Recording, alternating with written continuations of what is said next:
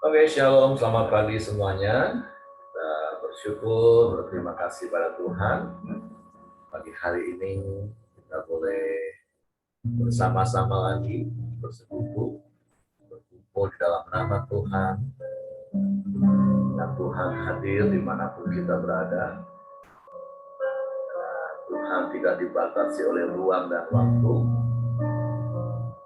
Tapi biarlah dengan segenap hati, dengan segenap jiwa, dengan segenap kekuatan kita boleh sama-sama menghampiri tahta kasih karunia Tuhan. Kita boleh sama-sama menikmati hadirat Tuhan. Kita boleh sama-sama menikmati firman Tuhan.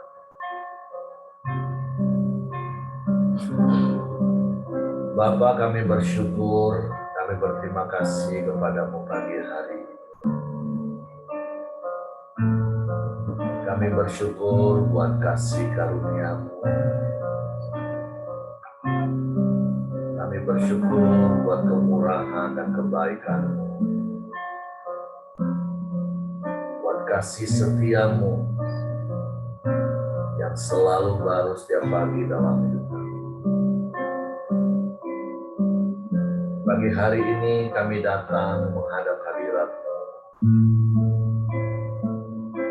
membawa korban pujian syukur kami kepada-Mu. Sebab Engkau yang layak dipuji, Engkau yang layak disembah, Engkau yang layak ditinggikan, Engkau yang layak diagungkan. Sebab Engkau Allah di atas segala Allah, Tuhan di atas segala Tuhan, Raja di atas segala Raja. Engkaulah segala-galanya bagi kami. Tidak ada Allah yang seperti-Mu. Tidak ada yang lain selain Engkau. Sebab itu kami puji Engkau. Kami tinggikan nama-Mu, kami agungkan Engkau Tuhan.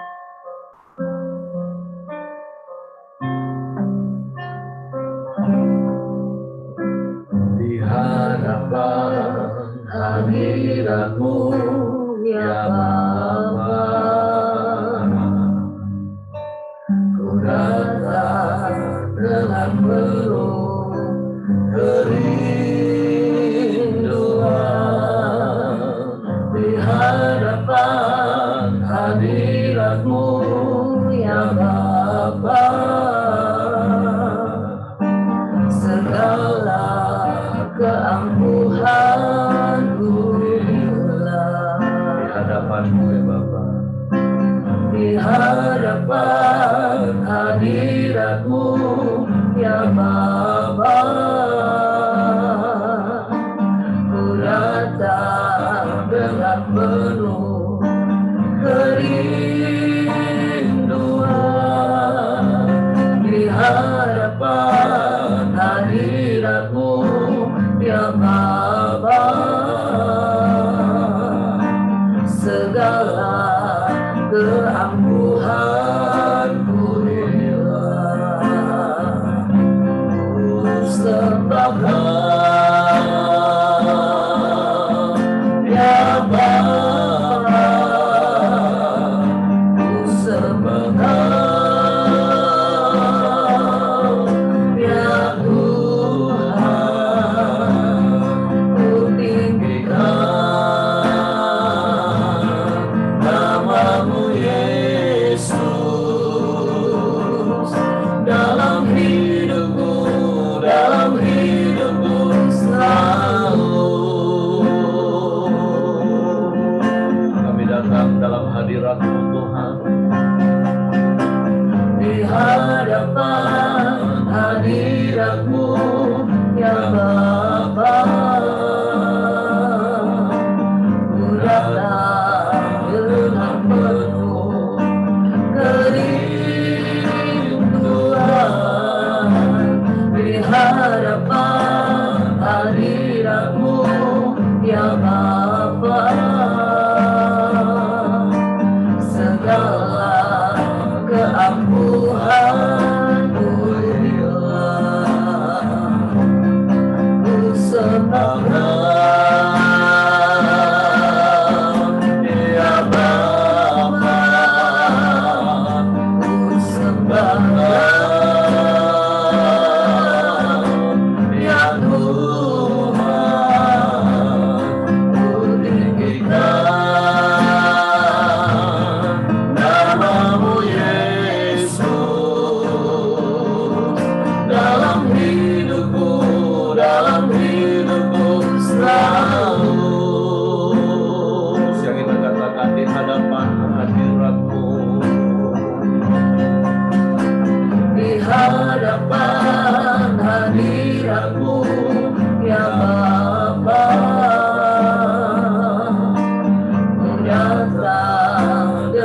penuh kerinduan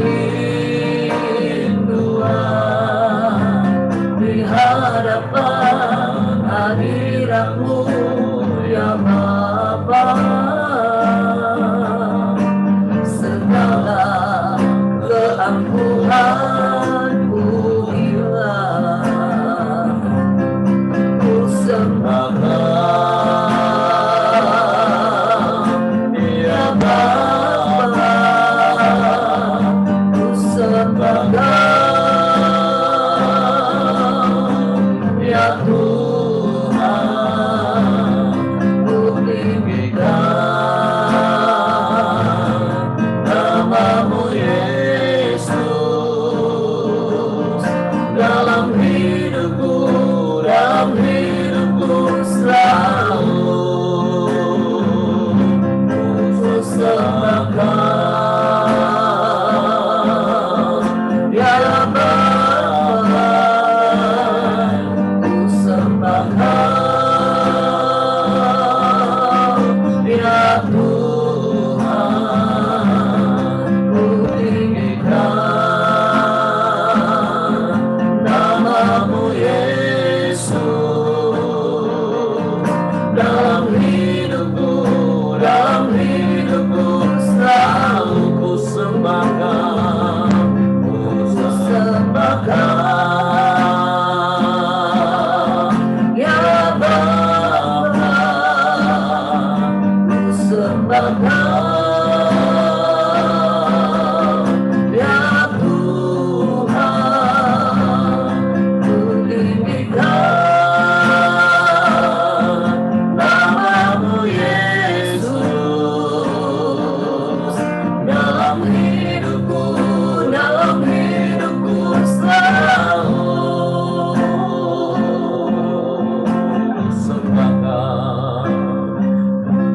Ku sembahkan ya Bapa, ku sembahkan ya Tuhan, ku tinggikan nama-Mu Yesus dalam hidupku selalu.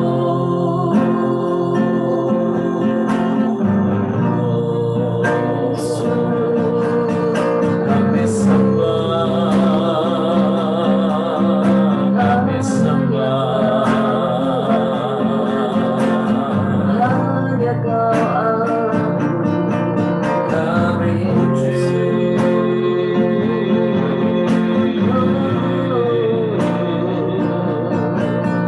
kami muliakan nama-Mu,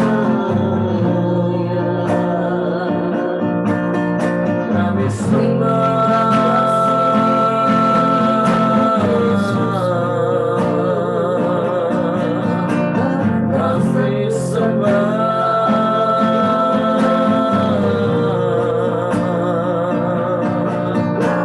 dalam hadirat-Mu kami puji,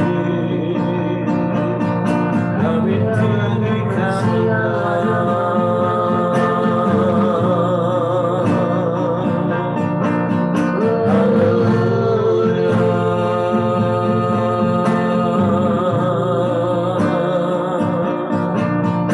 Terpujilah nama-Mu,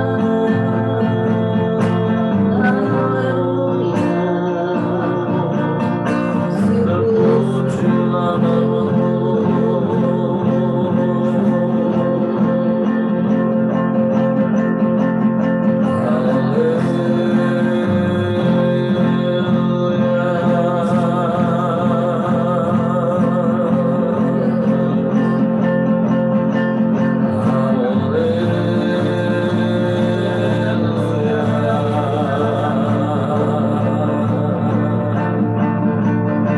Datang dalam hadirat-Mu dengan segala kerendahan hati kami, Tuhan. Di hadapan-Mu Allah yang maha tinggi, hadapan-Mu Allah yang maha mulia. Kami datang menyembah, meninggikan nama-Mu Yesus Tuhan. Sebab Engkau sajalah satu-satunya, dan tidak ada yang lain selain Engkau yang layak disembah.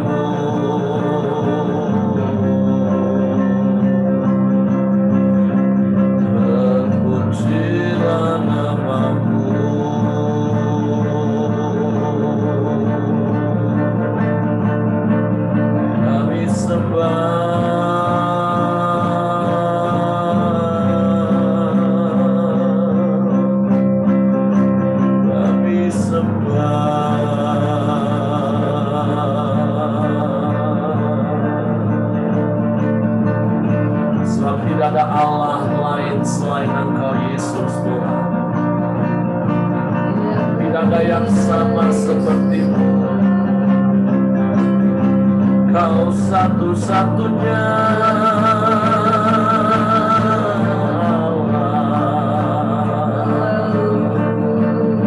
Engkau Allah yang mengasihi kami, Engkau yang menebus hidup kami, Engkau yang menghapus dosa-dosa kami. jadikan kami milik pusakamu. Kau jadikan kami umat kesayanganmu. Kau beri kami hak menjadi anak-anakmu. Betapa kami bangga memilikimu. Kami bangga menjadi anak-anakmu. Haleluya.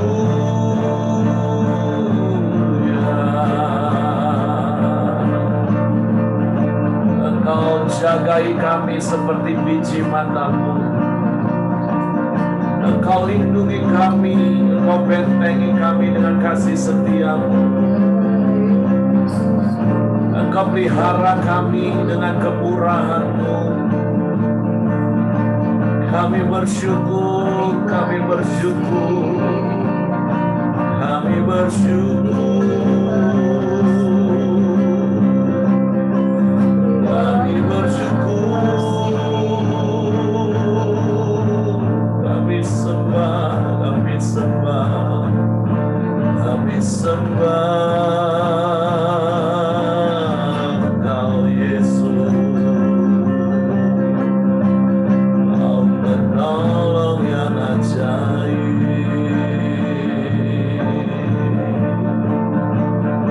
Tak pernah terlambat pertolongan-Mu bagi kami, Tuhan. Pertolongan-Mu selalu tepat pada waktu. Kami bersyukur.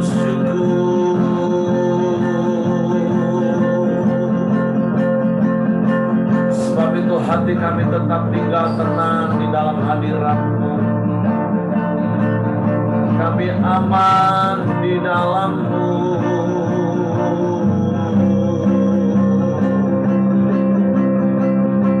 Kami tenang, kami aman. Sebab itu kami mau terus tinggal di dalam-Mu. Dan firman-Mu dalam kami selamanya.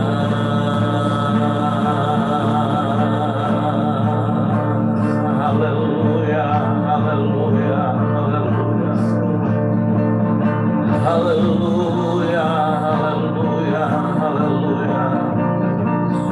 Haleluya, haleluya.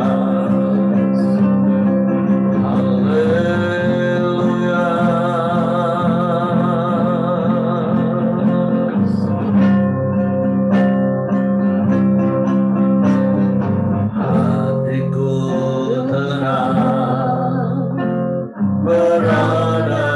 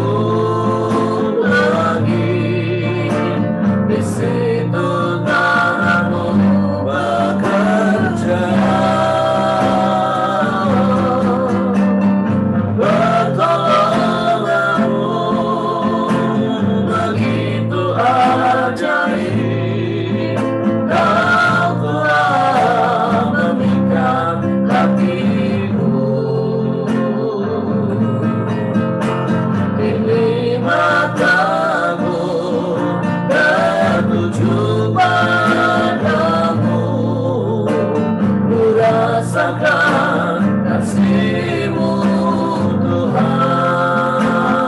Pertolongan-Mu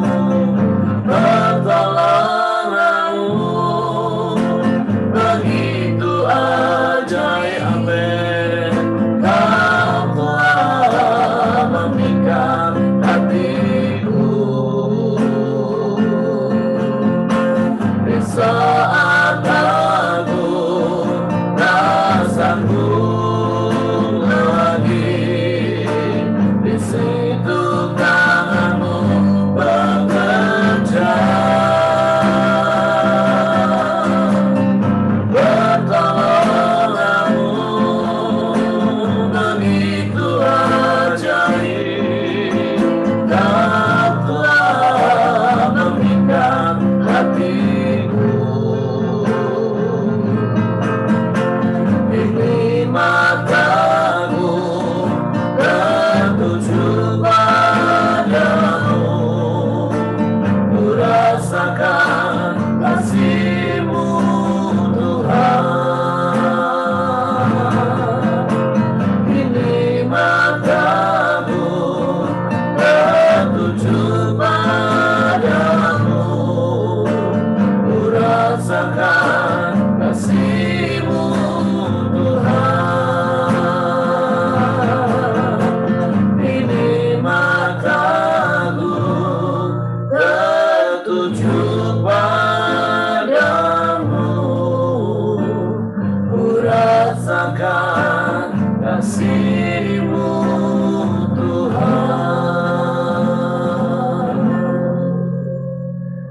Sungguh Engkaulah penolong yang ajaib bagi kami, dan sungguh hati kami tenang di dekat-Mu. Kami aman di dalam-Mu, sebab Engkau Allah yang maha kuasa, Engkau Allah yang maha besar, Engkau Allah perlindungan yang teguh. Untuk kami mau tetap tinggal tenang di dalam-Mu, bahkan di tengah badai hidup sekalipun.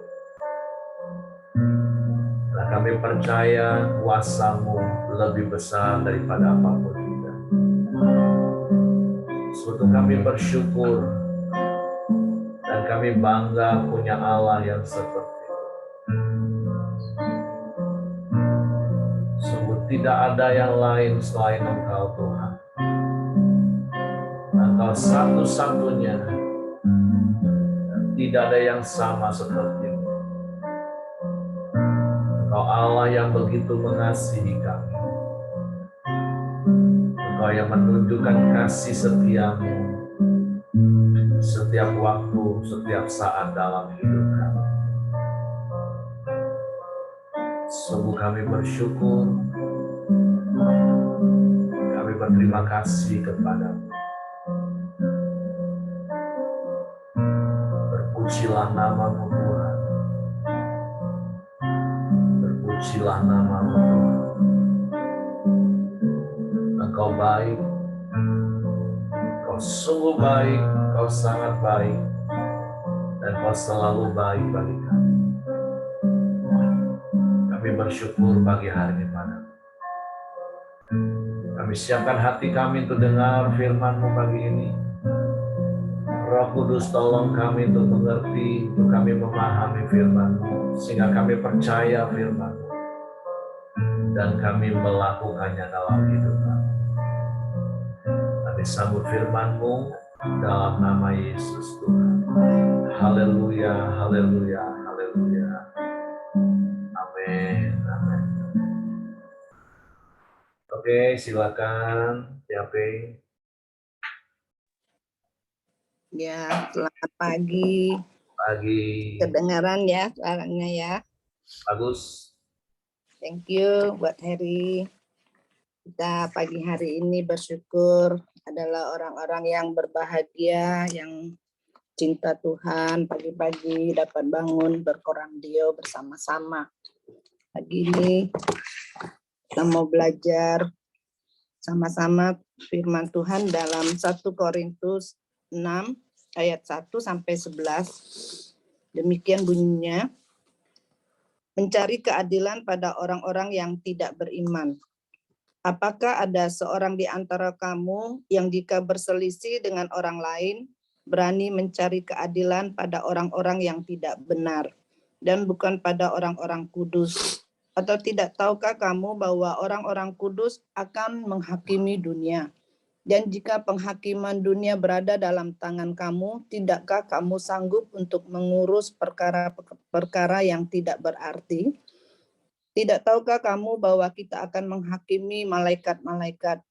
Jadi apalagi perkara-perkara biasa dalam hidup kita sehari-hari. Sekalipun demikian, jika kamu harus mengurus perkara-perkara biasa, kamu menyerahkan urusan itu kepada mereka yang tidak berarti dalam jemaat. Hal ini kukatakan untuk memalukan kamu. Tidak adakah seorang di antara kamu yang berhikmat yang dapat mengurus perkara-perkara dari saudara-saudaranya?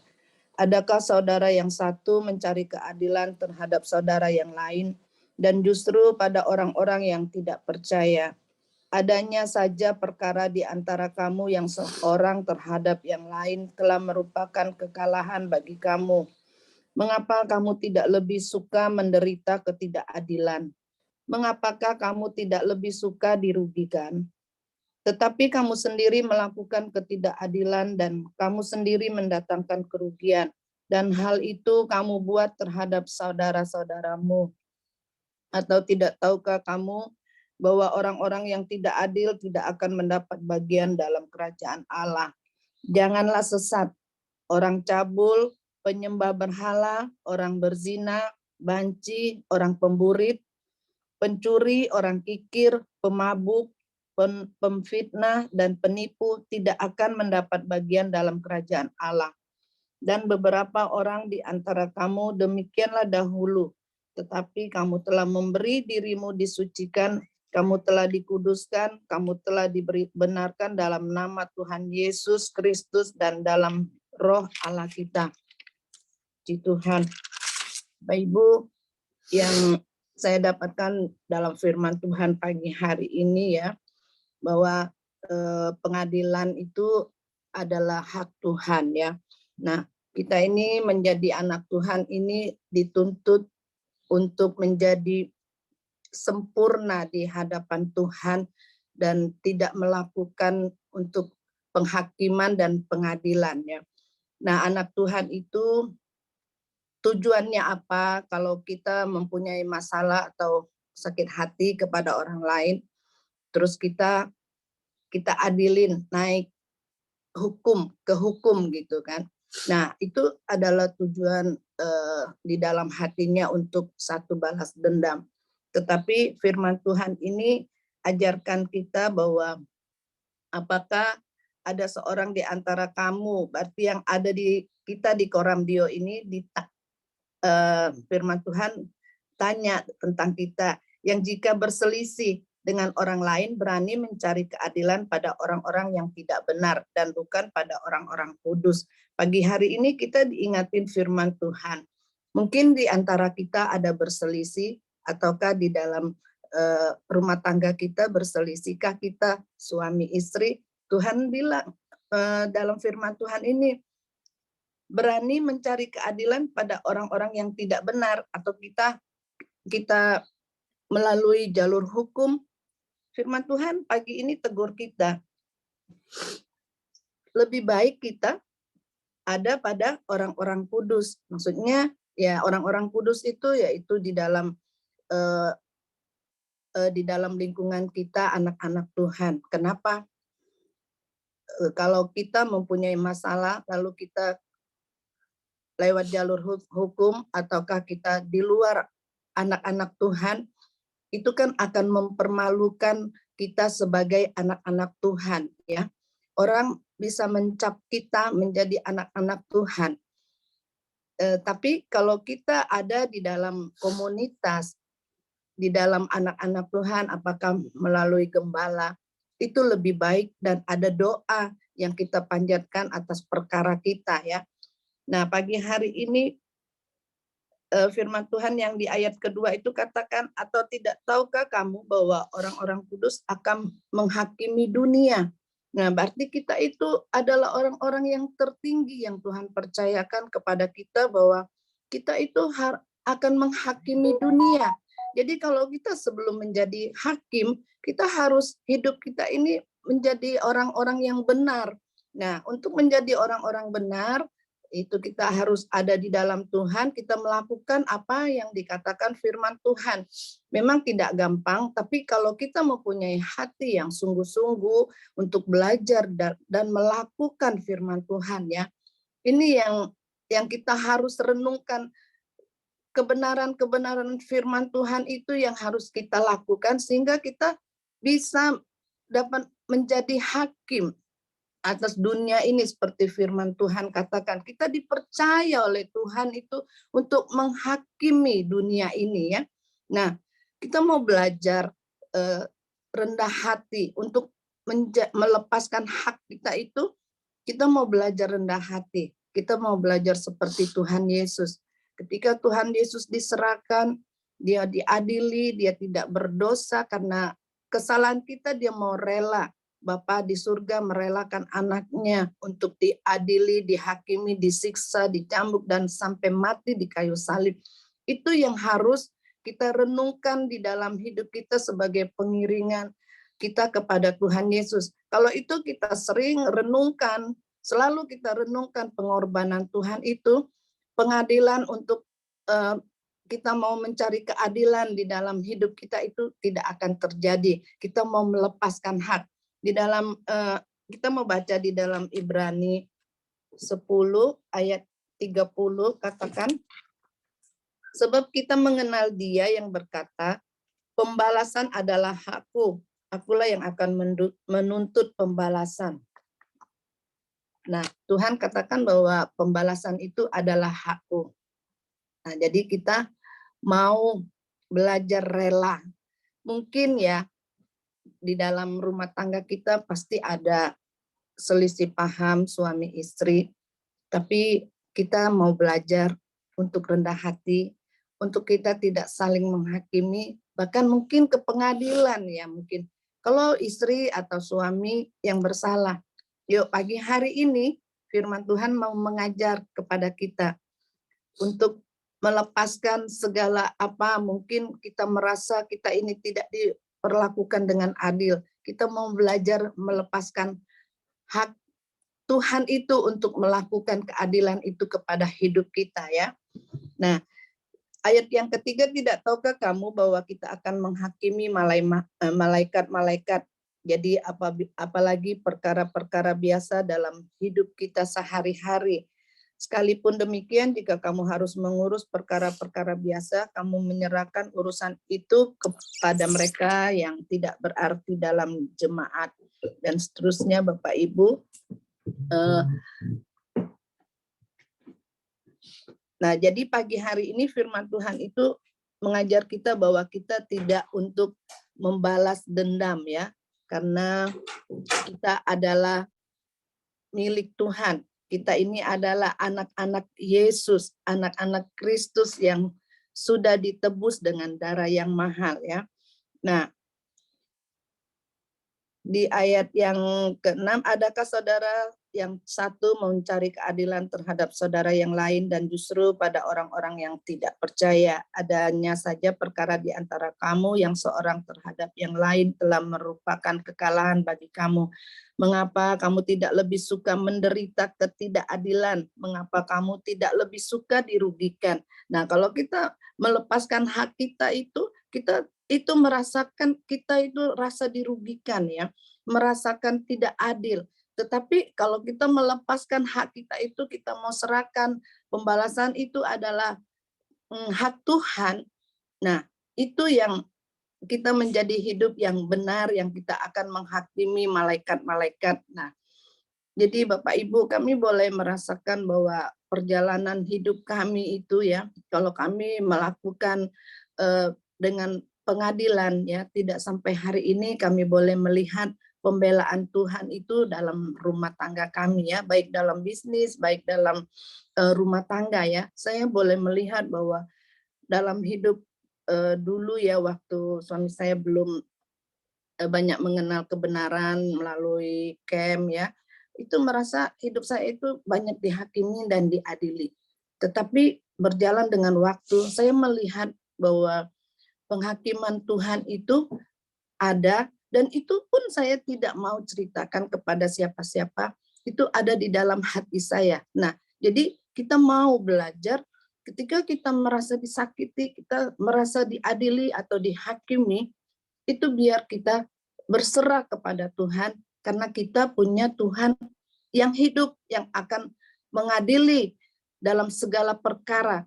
Kita hanya diam dan berdoa, maka Tuhan itu akan bertindak dalam hidup kita ya. Nah, oleh sebab itu saya boleh melihat, saya boleh bersyukur, semuanya itu karena anugerah Tuhan. Kalau sampai hari ini ya, kalau merasakan kita merasa dihakimi, kita berontak ya, rumah tangga kami tentunya tidak sampai hari ini bisa berjalan, boleh 35 tahun ya. Nah, oleh sebab itu kita harus dalam rumah tangga kita harus saling memberi dan menerima dan melepaskan selalu pengampunan itu ya, tidak selalu menghakimi ya. Nah, Bapak Ibu, pagi hari ini firman Tuhan mengajarkan kita ya, yang ke ayat yang ke-9, atau tidak tahukah kamu bahwa orang-orang yang tidak adil tidak akan mendapat bagian dalam kerajaan Allah. Nah, janganlah sesat. Orang cabul, penyembah berhala, orang berzina, banci, orang pemburit, pencuri, orang kikir, pemabuk, pemfitnah, dan penipu tidak akan mendapat bagian dalam kerajaan Allah.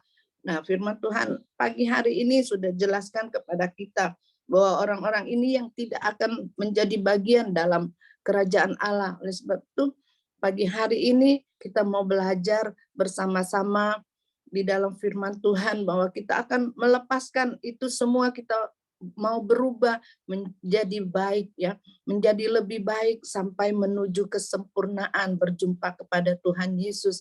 Hari-hari ini saya merasakan bahwa kita ini tidak tahu hidup kita berapa lama ya.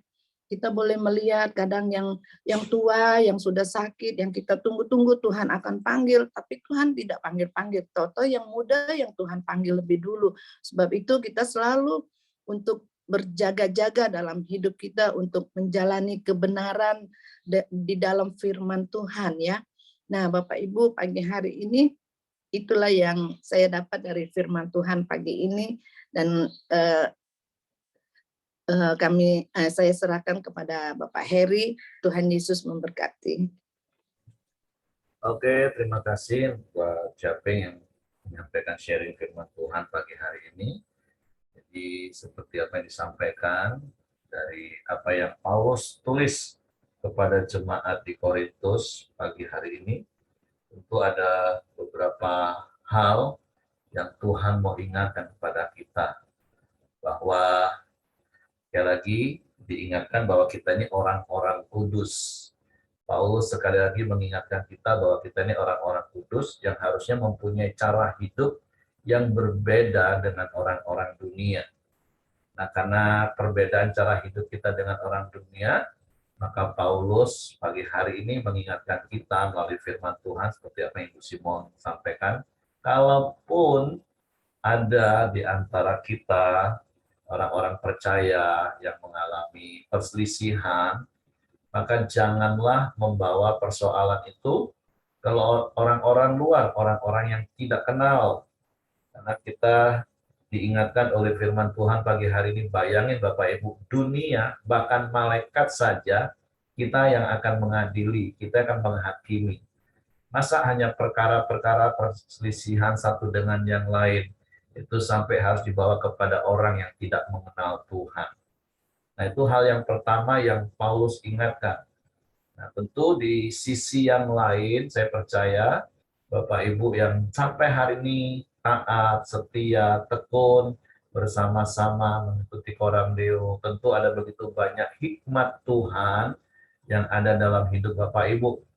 Jika saya percaya Bapak Ibu adalah orang-orang yang dipakai Tuhan ketika ada di antara saudara-saudara seiman yang lain mempunyai pergumulan, mempunyai permasalahan, berselisih satu dengan yang lain, maka saya percaya Bapak Ibu adalah orang-orang yang bisa memberikan solusi bagi mereka, tentu dengan hikmat yang datang daripada Tuhan. Kenapa Bapak Ibu? Karena kalau seandainya kita punya masalah, terus kita bawa kepada orang-orang yang tidak hidup di dalam kerajaan Allah, yang tidak hidup sesuai dengan kebenaran, tentu nasihat dan solusi yang mereka berikan itu adalah hal-hal yang pasti tidak sesuai dengan firman Tuhan. Nah, jadi nasihat pertama yang Paulus ajar, firman Tuhan ajarkan kepada kita hari ini, kalau engkau punya persoalan permasalahan, jangan dibawa kepada orang yang tidak mengenal Tuhan. Karena sudah pasti berbeda Bapak Ibu nasihatnya. Dan berkali-kali juga kita melihat di dalam hidup, di dalam realita ini. Ketika mungkin suami istri ada yang berantem, akan beda nasihatnya kalau itu dibawa kepada orang-orang seperti Bapak Ibu, orang-orang rohani, orang-orang kudus, orang-orang yang hidup takut akan Tuhan, yang hidupnya dipimpin, dituntun oleh hikmat Tuhan, tentu akan sangat berbeda kalau mereka datang kepada orang-orang dunia. Atau seperti biasa saya katakan nasihat warung kopi. Kalau pria kau punya masalah dengan istrimu, cari sahabat-sahabat rohani. Jangan cari nasihat di warung kopi. Mereka akan ngomong, alah kalau aku punya istri model kayak gitu, sudah lama aku cerai. Wah, itu wanita memang nggak bisa dikasih hati, nanti minta jantung. Ada begitu banyak nasihat yang akan justru membuat kita hancur. Nah, jadi hal yang pertama yang firman Tuhan katakan, yang Tuhan ajarkan kepada kita, kalau seandainya di satu sisi kita yang sedang bermasalah, carilah sahabat-sahabat rohani. Carilah orang-orang yang hidup takut akan Tuhan. Carilah orang-orang kudus yang hidupnya dipimpin, dituntut oleh hikmat Tuhan. Nah, yang kedua, sekali lagi saya katakan, saya percaya Bapak Ibu adalah orang-orang kudus. Bapak Ibu adalah orang-orang yang hidup di dalam pimpinan tuntunan hikmat Tuhan. Sehingga kalau ada saudara-saudara seiman kita yang sedang dalam persoalan permasalahan, mari jadilah penasehat yang bijak. Jadilah orang-orang yang penuh hikmat, memimpin, menuntun, menolong saudara-saudara kita untuk dapat menyelesaikan permasalahannya. Nah, itu hal yang pertama. Nah, hal yang kedua, seperti apa yang tadi Ibu Sima juga katakan, di dalam ayatnya yang ke-7, Paulus mengingatkan gini firman Tuhan, kalau sampai ada saja perkara di antara kita, itu saja sudah menunjukkan kekalahan kita. Nah, ini ada prinsip yang Tuhan mau ingatkan lagi, prinsip yang berkali-kali saya katakan, yaitu prinsip rela berkorban. Seperti Ibu Simon tadi katakan, seperti Yesus saja mau berkorban bagi kita. Jadi sekali lagi saya mau ingatkan prinsip rela berkorban, bukan mengalah Bapak Ibu. Berkali-kali saya katakan, Tuhan tidak pernah mengajar kita untuk mengalah. Karena orang yang mengalah itu biasanya karena terpaksa atau karena dipaksa. Dan itu tinggal tunggu waktu saja ketika dia nggak tahan, disuruh mengalah terus, ya pasti akan meledak suatu hari. Nah, makanya berkali-kali saya ingatkan, sama sih prinsipnya, sepertinya secara permukaan sepertinya sama antara mengalah dan rela berkorban. Tapi itu dua hal yang berbeda. Contoh yang sering kali umum saya sampaikan adalah, kenapa ada begitu banyak anak sulung itu biasanya kepahitan dengan orang tua. Karena dari kecil selalu dituntut, dipaksa untuk mengalah kepada adiknya. Dia punya roti satu, dia harus bagi dua. Nah, rela berkorban, teknisnya mungkin dia punya roti satu, tetap dibagi dua dengan adiknya. Tapi bukan karena dipaksa, bukan karena terpaksa, tetapi dia memang rela berkorban, berbagi. Nah, ini prinsip yang harus benar-benar nancep. Karena sampai hari ini saya tetap dengar ada begitu banyak orang, bahkan dikhotbahkan pakai istilah mengalah. Ya, walaupun saya tahu sih, maksud tujuannya itu adalah seperti orang Jambi, ngecik ke masalah, ngecik ke bala. Tapi sekali lagi saya mau ngajar firman Tuhan pagi hari ini mengingatkan kita, kita ini tidak pernah diajar untuk mengalah. Yesus juga tidak mengalah. Yesus tidak dipaksa untuk mengalah. Yesus juga tidak terpaksa untuk mengalah. Tapi Yesus melakukannya dengan rela berkorban.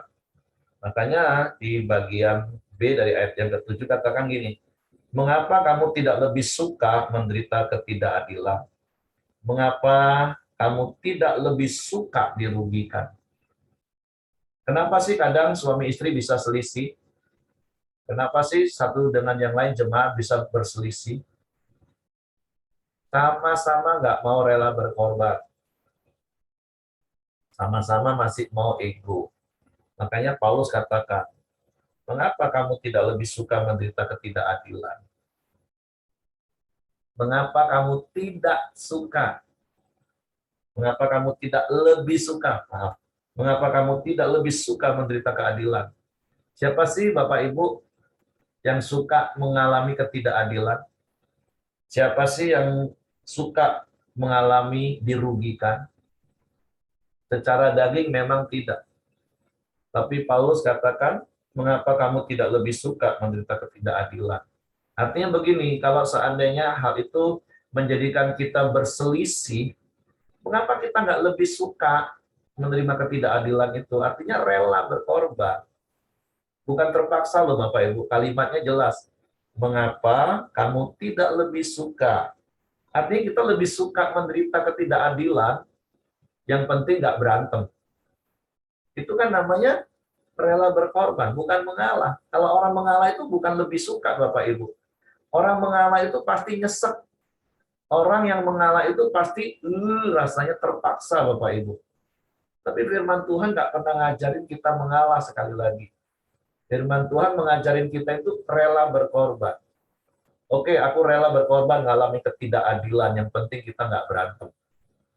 Aku rela berkorban, aku dirugikan, yang penting kita nggak berselisih paham. Nah, jadi prinsip yang kedua yang Tuhan mau ingatkan itu, marilah jadi seperti Yesus yang rela berkorban. Jangan mempertahankan hak, kata Ibu Simon tadi. Karena selama kita terus mempertahankan hak kita, ya pasti akan berselisih paham. Ataupun kalau kita merasa hak kita terinjak-injak, nah itulah mengalah tadi. Sepertinya, oh, demi tidak berselisih aku mengalah. Tapi kan pasti Bapak Ibu nyesek, sakit hatinya. Nah, tapi firman Tuhan sekali lagi tidak pernah mengajar kita untuk mengalah. Firman Tuhan mengajar kita untuk rela berkorban. Untuk lebih suka menderita ketidakadilan, yang penting nggak berantem. Dan prinsip itulah yang kami praktekkan. Ketika ada perbedaan pendapat satu dengan yang lain, atau istilah Pak Simon kalau dulu sering konseling keluarga, kenapa sih kalian nggak berebut salah? Kenapa lebih suka orang itu berebut benar? Lebih baik kita berebut salah, rela gitu. Nah, oh ya aku yang salah lah. Oh enggak, aku yang salah. Kalau sama-sama punya prinsip yang sama kan damai terus rumah tangga Bapak Ibu. Karena Bapak Ibu rela. Tapi kalau sama-sama nggak rela, mempertahankan ego, udah pasti berantem, bukan cuma berselisih. Atau kalau salah satu pihak saja mengalah, tentu yang satu pihak merasa tertekan terus-terusan. Sampai satu titik ada begitu banyak keluarga, kalau konseling gini, Pak, mau sampai kapan aku harus ngalah terus, Pak? Tak tahan lagi aku sudah, Pak. Nah, itu tadi.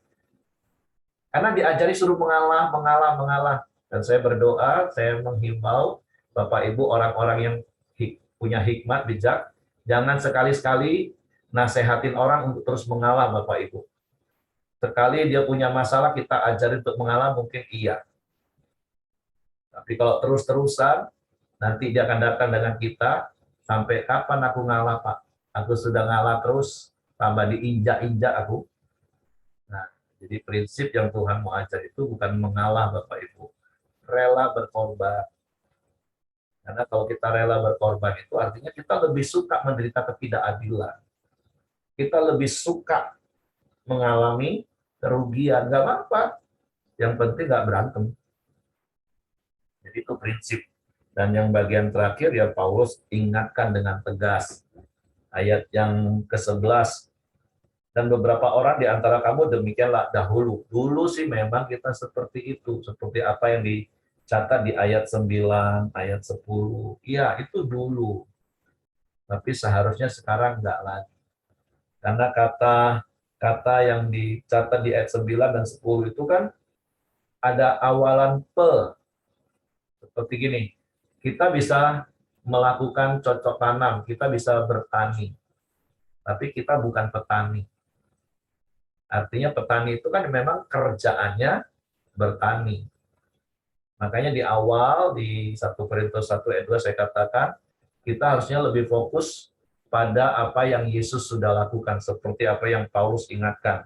Bahwa Yesus itu telah menyucikan kita. Kita ini sudah dikuduskan, kita ini sudah dibenarkan. Kita fokus pada hal itu. Bukan kepada hal yang terkadang masih bisa kita lakukan. Terkadang kita masih bisa nipu. Tapi jangan fokus, oh ternyata aku ini penipu. Bukan. Kalau penipu itu memang kerjaannya menipu, Bapak Ibu. Kalau pemabuk itu memang kerjaannya yang mabuk. Nah, tapi saya percaya sih ketika paradigma kita berubah, bahwa kita ini orang kudus, orang benar, kita pasti akan semakin hidup di dalam kekudusan dan kebenaran. Kita nggak akan lagi, bahkan terkadang pun nggak lagi. Kita akan terus berjalan semakin seperti Kristus. Nah, jadi ini prinsip-prinsip yang firman Tuhan katakan, ada 3 prinsip paling tidak. Jadilah orang-orang yang berhikmat, yang bisa menolong saudara seiman menyelesaikan masalahnya. Kalau kita yang sedang bermasalah, jangan cari nasihat orang dunia. Yang kedua, prinsip rela berkorban. Jangan pernah ngajarin orang untuk mengalah ngadepin masalahnya. Tinggal tunggu waktu aja dia meledak dan tidak tahan lagi terus mengalah. Tapi terus ajarin rela berkorban. Rela berkorban, seperti Yesus rela berkorban. Damai rumah tanggamu. Nah, yang ketiga, ingat, kita ini orang kudus, kita ini orang benar. Mari hidup terus dalam kekudusan dan kebenaran. Oke, itu saja yang ingin saya tambahkan. Mungkin kalau ada di antara Bapak Ibu yang mau menambahkan sesuatu, silakan. Kalau tidak ada, saya serahkan kepada Eki. Terima kasih buat kebenaran firman di pagi hari ini. Mari kita masuk dalam doa kita di pagi hari ini. Bapak yang baik, kami bersyukur kepadamu ya Tuhan. Terima kasih buat kebenaran firman-Mu di pagi hari ini Tuhan. Biarlah apapun pergumulan, permasalahan, ketidakadilan ya Tuhan yang kami hadapi. Biarlah kami mau terus datang kepada orang-orang kudus-Mu, kepada saudara-saudara seiman kami ya Tuhan. Dan juga kami akan mempraktekkan nilai rela berkorban ya Tuhan. Apapun yang kami hadapi, apapun permasalahan yang kami hadapi ya Tuhan, biarlah kami juga mau rela berkorban, rugi maupun tidak menyenangkan hati kami mau berbuat untuk menyenangkan Tuhan ya Tuhan. Terima kasih, dan juga biarlah kami terus Tuhan hidup kudus dalam kebenaran firman-Mu juga di pagi hari ini ya Bapa. Biarlah Tuhan juga terus memberkati Ibu Simon ya Tuhan, yang telah menyampaikan kebenaran firman-Mu. Biarlah Tuhan terus memberkati Ibu Simon ya Bapa. Tuhan pakai Ibu Simon lebih lagi ya Tuhan, untuk menjadi penjangkau banyak jiwa-jiwa ya Tuhan, khususnya di wanita-wanita ya Tuhan, di mana ibu-ibu yang butuh uluran tangan kasih-Mu ya Bapa. Terima kasih, Tuhan juga berkati keluarga Pak Simon, anak-anak, cucunya semua ya Tuhan. Terima kasih, dan juga setiap kami yang hadir di pagi hari ini, biarlah Tuhan juga terus memberkati kami, apapun pekerjaan usaha kami, Tuhan berkati ya. Dan juga biarlah hari ini Tuhan, sepanjang hari ini, biarlah kami terus menikmati damai sejahtera-Mu, sukacita-Mu ya Bapa. Terima kasih, di pagi hari ini kami juga terus berdoa kepada Ibu Didi ya Tuhan, yang dimana pengobatannya di Padang ya Tuhan, untuk empedu dan batu ginjalnya ya Tuhan, boleh berjalan normal dan lancar ya Tuhan. Kami percaya, kami serahkan Ibu Didi ke bawah tangan kuasa-Mu ya Bapa. Dan juga kami terus berdoa buat kesehatan Pak Siregar. Bila Tuhan terus memberkati kesehatan Pak Siregar ya Bapa. Tuhan pulihkan setiap organ-organ tubuhnya ya Tuhan. Biarlah hari-hari Tuhan dia bisa menikmati damai sejahtera-Mu dan sukacita-Mu ya Tuhan. Tuhan juga berkati Ibu Mirianti ya Bapa. Terima kasih. Kami bersyukur kepadamu ya Tuhan. Kami serahkan Pak Siregar dan Ibu Mirianti ke bawah tangan kuasa-Mu. Di pagi hari ini juga kami terus berdoa buat bangsa dan negara kami Indonesia. Tuhan terus memberkati bangsa kami Tuhan. Kami tahu Tuhan krisis menjalar seluruh dunia ya Bapa. Kami juga berdoa buat Indonesia Tuhan, biarlah Indonesia terus bisa melewati krisis ekonomi yang ada di dunia ini ya Tuhan.